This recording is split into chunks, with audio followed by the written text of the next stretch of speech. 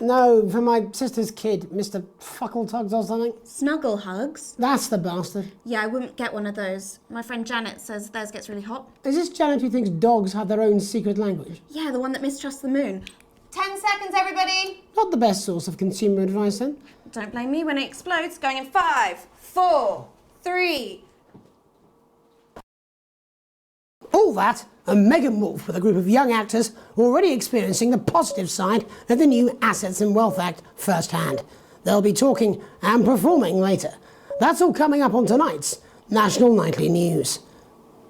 30 seconds back, everybody. Can we get the gets in quickly, please? We actually had to make the book indestructible because people tried to set it on fire too much. It's like Thanks for coming on. Bonfires. Thanks for having me. But, Alan James, no doubt you've read my stuff. I try not to, if I'm honest. Behave. You're not the boss of me. I literally am.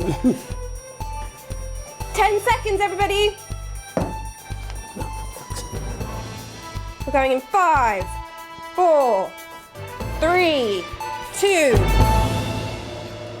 In the wake of the government's swift enactment of the Assets and Wealth Act, we're talking about Advance's first week in office and what the new future holds.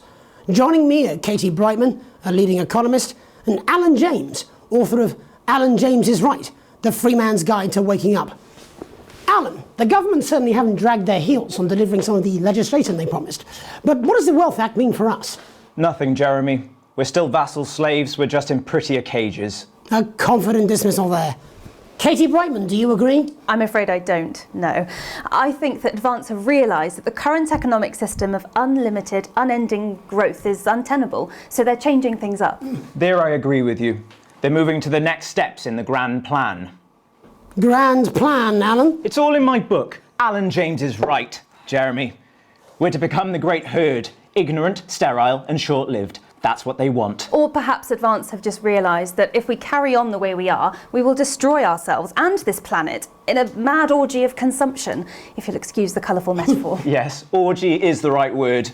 Only it'll be the overlords having an orgy on our poor broken backs. It's all in my book. Alan James is... Shamelessly self-promoting?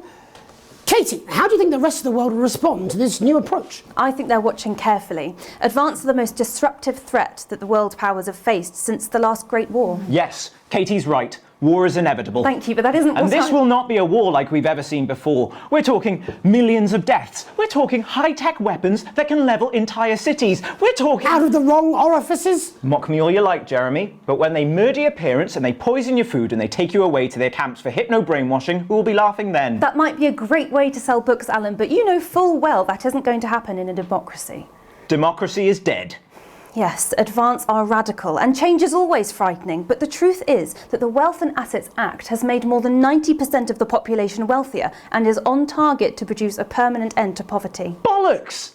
What this young lady doesn't understand, Jeremy, is that these are the same people. Maybe they've rebranded, but it's all a little circus act to keep us from seeing the tyrant behind the curtain. That's where you're wrong, Alan. For a start, they've mobilised the youth vote like we've never seen before. You say mobilise, I call it grooming. The grooming of an entire generation to walk happily into eternal bondage. They're like psychic paedophiles. But based on the facts, Katie, what are your predictions? The Assets and Wealth Act is only the first step. Advance now have a historic budgetary surplus, and as well as properly funding our public services, they're already funneling unprecedented amounts into scientific research and the arts. Or, as I call them in my book, Frankenscience and opiates. Like opiates, see? Can we get back to the issue at hand, please, Alan? This is the issue. It's all coming from the water, the chemicals. They're pumping it full of belief juice. Don't get me wrong, I want to see these changes, but only if they're sustainable. If Advance lose their power after spending half of our GDP on dismantling infrastructure, that could be catastrophic. The catastrophe is that they're succeeding. They've got us sat here talking about their puppet show. All right, we're running out of time. Quickly, Alan, what does the future look like to you? A bleak space where we've all been figuratively sodomized into submission. Oh, of course. Katie? We might be on the eve of a brave new world. God knows we need some change, but we need to be cautious. Let's walk forwards with our eyes open. Two very different visions of the future there. Alan James, Katie Brightman, thank you for joining me. When we come back, I'll be investigating law and order before Megan meets some beneficiaries of the Assets and Wealth Act. That's all coming up tonight on the National Nightly News. 1 minute back. You know, I think they might do some good. I hope so too, Jeremy. How much are you being paid by them then? Shut the fuck up, Alan. I've never heard so much shit in my life. Well, we'll see who's full of shit, won't we? Alan, I can explain it to you, but unfortunately I can't understand it for you. Well, I don't know what she meant by that. I'm just saying I'll do what I can, that's all. Bullshit, you will. She's good. You know she is. I've said a bit of word in, that's all I can do. 10 seconds, everybody. Is little Jakey scared of the big bad culture with butter? If that sticks, I'll destroy you. 5, 4, 3. Welcome back. In our second segment, we're going to be taking a deep dive into the state of law and order in our country. Advance have already tasked what they are calling a solutions team to move this serious social problem to the top of the list. Tonight, we go behind the headlines to meet the people who live with the criminal justice system every day of their lives. First up, we have Gregory Judge, a lawyer who sees the problems close up on the front line. Can you hear me, Gregory? Yes, I've got you, Jeremy. Thanks for having me. What's it like on the front line of the hard face of the cold hand of justice? Well, as you can imagine, Jeremy, we are massively understaffed in this country. We're working every hour we can just to try and cope with the caseloads on our desks. Which must affect the quality of support you can offer. Well, we can barely keep up with demand, Jeremy. There just simply isn't enough being done at a systemic level to relieve the problem. Greg? We need more support from ministers. Helen, what are you doing? We need change at a structural level, I'm Jeremy. leaving, Greg. Not a good time, darling. It never is it? I'll be at my mother's. Just hang on. The problem isn't a local one, Jeremy. It's nationwide. Just give me 5 minutes. I'm talking to Jeremy Donaldson. Oh, have you mentioned your affairs? No. Well, the affairs of the Justice Department that we should be concerned about. Hello, Mr. Donaldson. Hello, Mrs. Judge. We need legislation to relieve the pressure on our public Sorry servants. to interrupt the news, Mr. Donaldson. Can I have a moment to tell my husband I'm leaving him? Yes, I totally understand. Quite the picture of a burdened legal sector there. Gregory Judge, thank you for joining us.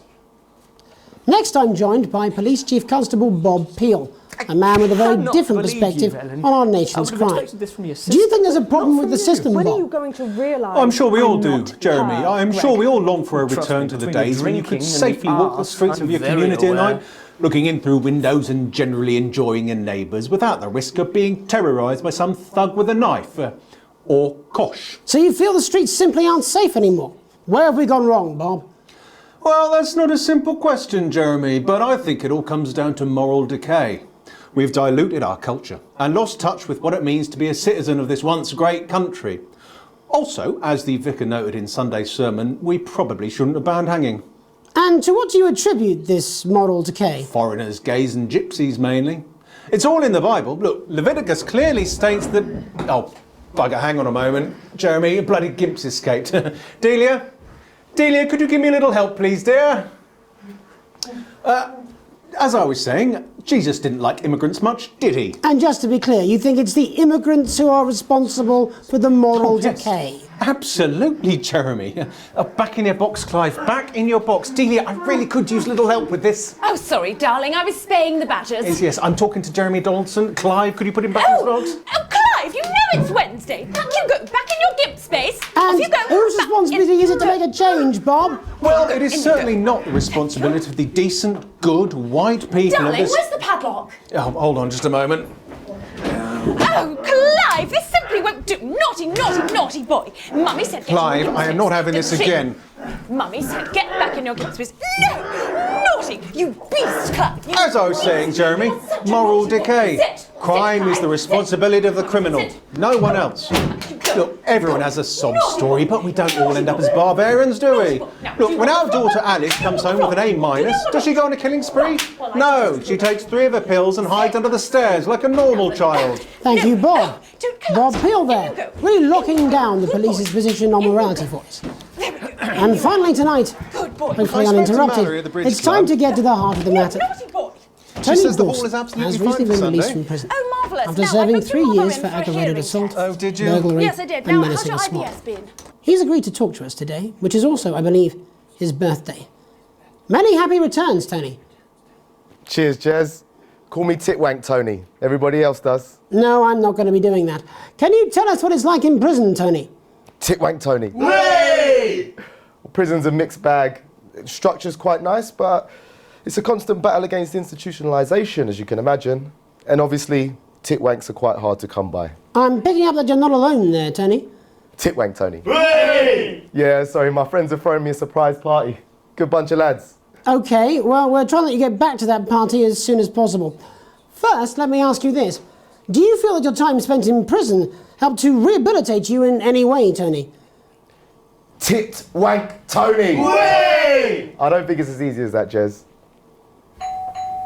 Sopen! Yeah, I think asking that is an oversimplification. It sounds like it's getting quite busy there, Tony, but let's try and soldier on. Since leaving custody, have you been able to find a new job? Yeah, all the boys are here. There's Big Chris, Oi, oi! Little Chris, Oi, oi! and Vampire Chris. This one's, yeah? Yep. One sec, love. Titwank Tony's on the news. Rehabilitation's difficult with the current system, Jez. It's just not set up for it, you know? It's inherently unjust. Sopen! So, do you feel tempted to... I'm sorry, who's this guy? Sopen! You are joking. Chrissy Freebollocks has only got Mr. Fancy, oh. Not now, fellas. I'm on the news.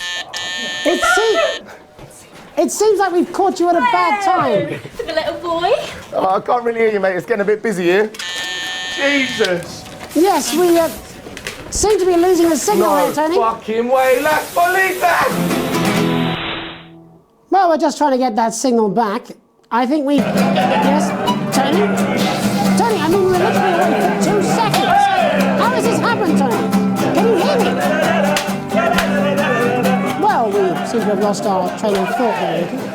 Hopefully you, the viewer at home, have managed to gain a broader understanding of the serious and complex issues around law and order. After the break, Megan will be live with some plucky old lesbians. Don't go away. We'll be back after these messages. 1 minute back, everybody. That went well. Piss off. Smooth, incisive journalism. I can have you fired. You'd miss my charm. Well, where is he? In his dressing room, probably banging his head against the wall. Look, it's all right, I've got this. I'm sure he's on his way. Come on, it's welcome back. How hard can it be? This is on you. 10 seconds, everybody. We're going to open on Megan, camera 2. Going in 5, 4, 3. Welcome's Black. I'm Megan Wolfe, and on tonight's Culture Spot, I'll be chatting with one of the first beneficiaries of the Assets and Wealth Act, a team of inspiring young people from Scritchford Sixth Form College who today received a grant from Advance to take their play, Hey, Friendship, on a tour of local secondary schools. Welcome to you all. Well, let's start with you two, Harriet and Charlotte Winstanley-Hamilton. Girls, you must be thrilled. We are, Megan. We're overwhelmed, to be honest. And I believe you two are sisters, is that right? Yes, Charlotte's my oldest. I'm the older, more popular one. Only joking. Harriet and Trey were really the ones who came up with the whole idea. So, Harry and I were shooting the breeze in the cafeteria and I said, hey, let's actually do something. So I went to look for a drama teacher. But she'd been laid off due to budget cuts. Fortunately, I directed a pantomime when I was at university, so I knew the ropes, as it were. Right, yes, but you're the maths teacher, aren't you? Yes, that's me, Jeff Algebra, maths teacher. Maths is really important. Oh, thanks, Steve. Maths is really important. Yeah, thanks, Steve. As is theatre. It's one of the oldest art forms in history. Aristotle believed I just think that when we travel around all these problem schools and the poor kids see us, they say, hey, I really want to be like those attractive kids. And that's a very beautiful and powerful thing. We touch our audiences and they touch us right back. I suppose with a surname like Algebra, there was really only one choice of career for me. My wife, Angela, and I, we often laugh about it. Angela Algebra. Yes. We just want to bring a bit of song and joy into people's lives. and teach people about the difficult issues. The issues in the play are what really matter. And I think you're going to be showing us an extract from this play, aren't you? Yeah. That's right. To put into context, I play a young first year who's having some troubles at school. Her character doesn't actually have a name, yeah, because in a way she's like all of us. It's like a metaphor. Maybe she's you at home, or like maybe she's you, Megan. Maths is really important. Yeah, thanks, Steve. Put it in, coach. Yes, thanks, Steve. Right, well, I'm going to have a little chat with your teacher while you run off and get ready. I can't wait to see it. That's it, that way. So, Jeff, when did you first hear about the grant? 2 days ago. A letter from Advance arrived at the school. Now, the headmaster thought it was all a prank, but his secretary retrieved it from his bin and brought it to me. Wow, how did you react? I also threw it in the bin. But then Harriet and Trey rescued it, and they rang the number at the bottom of the page, and next thing you know, we're on tour. Wow. Well, I think we can all guess which way you'll be voting from now on. Do you know what? It's funny because Angela and I don't usually vote. We're not very political. I'm a mathematician, of course, and she's a paraplegic mainly, but we did used to watch that Peter Clements DIY show back in the day, and so we thought, why not? Let's have a go with this old democracy thing. Okay. And here we ballywell are. Good stuff. Fucking brilliant! So, let's have a look at a short section of Hey, Friendship.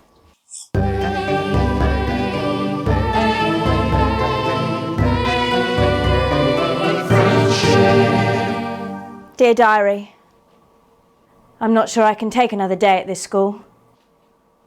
Another day of tears. Tears. Another day of fears. Fears. But still I walk the corridors alone. Alone. Dreading what might be around every corner. What's around the corner? What's around the corner? What's around the corner? Oh, hi Gary. Oh heavens no! It's Gary the Fist! Gary the Fist! Going somewhere, little first year? Great. I've been looking for some poor victim to bully all morning. But will this make me feel better about my violent father? Violent father. Excuse me, I'm late for maths. It's my favourite subject. And so important. Maths is for losers.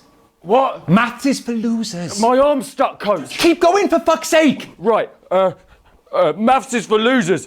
Now, give me your lunch money. Double lunch for me today, but why am I only truly happy when I'm eating? Not today, Gary the Fist. What do you mean not today? Who are you? Oh, my arm's free, coach. Brilliant, keep going. Right, who are you to stand up to me? I'm Gary the Fist, and you're just a sad little girl with 2 gay dads who's all alone. That's where you're wrong, Gary the Fist. These are my 2 new friends. Vanessa is captain of the netball team. Yeah! And Blake owns a motorbike. Yeah. But I can't fight all 3 of you, and I don't have any friends of my own.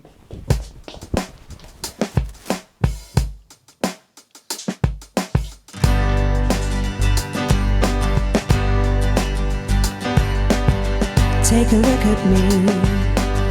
Take a little look at my face. I could be you.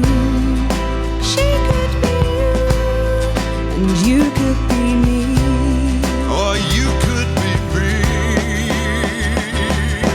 Life can be peachy keen if you work as a team.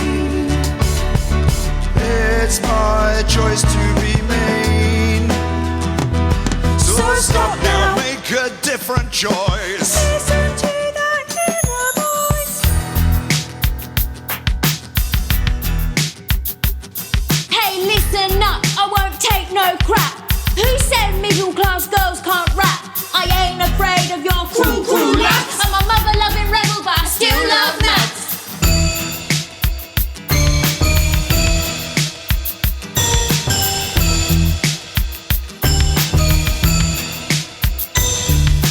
Hey, kids, I'm Gary the Fist. People think that folks like me probably shouldn't exist, but that's just prejudice, and I'd do better if you knew the way that I became Gary the Fist.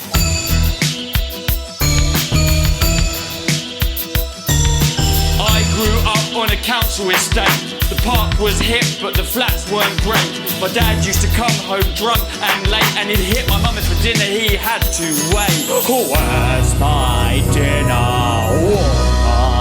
It's not ready. Where's my dinner, woman? Go. Don't make me ask you again. Hitting women is wrong. I guess life's pretty hard on a council estate. Life's pretty hard on a council estate. Life's pretty hard on a council estate. Life's pretty hard on a council estate. Life's pretty hard on a council estate. Life's pretty hard on a council estate. Life's pretty hard on a council estate. It's so damn hard on a council estate. Life can be peachy keen. Yeah. If you work as a team. Just work as a team. It's your choice to be me. It's my choice. So stop now, make a different choice. Listen to that inner voice. Friendship! Yes!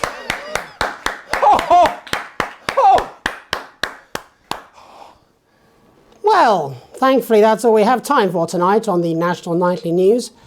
Join us tomorrow night for all the headlines from across the country. My name's Jeremy Donaldson. Have a peaceful night. And we're out. Oh, that was brilliant! What the literal fuck was that? I believe that was art. I believe I've got a 14-inch cock, but it doesn't make it so. I have a similar belief about an adequate paycheck.